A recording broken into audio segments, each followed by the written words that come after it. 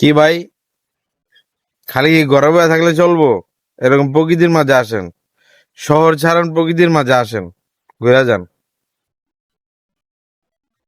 এটা হলো শরীয়তপুরের কি দিন আসে নদী, এটা দিয়ে প্রতিদিন অসংখ্য মালবাহী ট্রলার যাওয়া আসা করে। ওই যে দেখেন সিরিয়ালে কেউ কাঠ, কেউ বালি, এগুলা নিয়ে যার যার গন্তব্যে ছুটে চলে যেতেছে।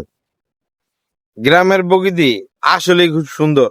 যদি না আসেন তাহলে বুঝতে পারবেন না। ওই যে দেখেন আমার পিছনে যে নদীটা, এটা কত সুন্দর দৃশ্য। যার যার কর্মব্যস্ত সে ব্যস্ত হয়ে যাওয়া, কেউ অটো চালাইতেছে, কেউ আবার ঝর্ণাই তুফান নাই নদীতে দাবায় বাড়িতেছে। এই যে দেখুন, যেমন এই যে বলগেটটা, জীবিকার তাগিদে তারা সেই কত দূর থেকে, এটা সম্ভবত সেই ভোলার ইলিশা থেকে এই বলগেটটা বালু লোড করে আনছে। কেউ আবার এই যে দেখেন, এই যে ভাই, সে আবার এই ভ্যান চালায় রুজি করতেছে। আল্লাহ পাক সবাইকে একভাবে না একভাবে রিজিক দান করছে ইনশাল্লাহ। এই যে দেখেন বলগেটে হয়তো 4-5 জন লোক কাজ করে, তারা তাদের জীবিকা নির্বাহ করে।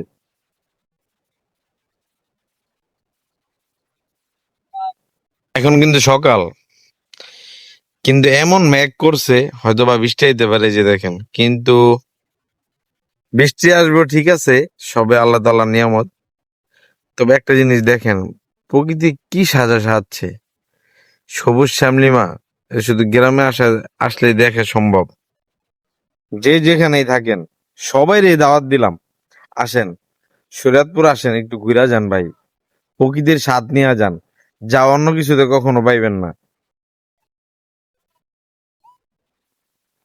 বাড়িতে এলাম, কাপড় চোপড় চেঞ্জ করলাম, এখন যাইতেছি কই জানেন?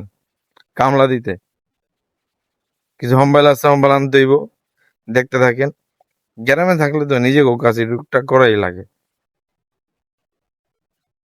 ছোটবেলায় যখন বর্ষাকাল হইতো, দেখেন চারিদিকে পানি দিয়ে বয়ে গেছে, কিন্তু এখন পানি হয় না। এবার মনে হয় বর্ষাকাল শেষই হয়ে গেছে অল্প দিনে। জানি না কি সমস্যা,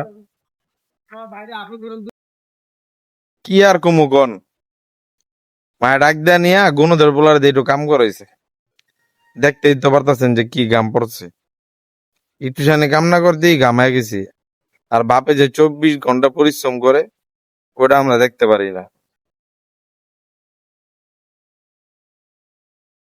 আপনাদেরকে একটা জিনিস দেখাই, এলো আমার বাড়ি।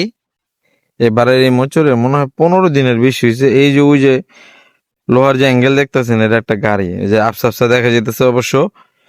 এই গাড়িটা যে 15 দিন যে এখানে পড়ছে, কিন্তু এখনো কোনো মহাজনের খোঁজ পাওয়া যাইতেছে না।